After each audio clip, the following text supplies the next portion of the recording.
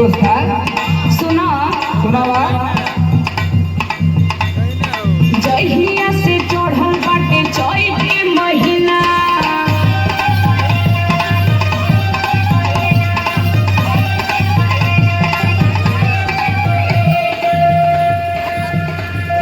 सुतेला ना घरवा पलंग एको दिना।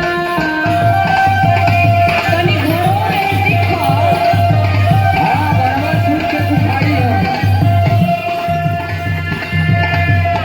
जहिया से चढ़ल बाटे चैत के महीना, सुतेला ना घरवा पलंग एको दिना। दाबी दाबी तकिया पे गोर जलने चाय। अरे टीवी देखा कर पगली, टीवी। मोबाइल में टिकटॉक में वीडियो बनावल कर टाइम पास हो जाए।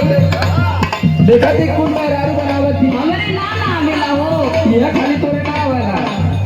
अरे संदीप राज उर्फ राज से सीख ले, वो तो टिकटॉक का स्टार है। दाबी दाबी तकिया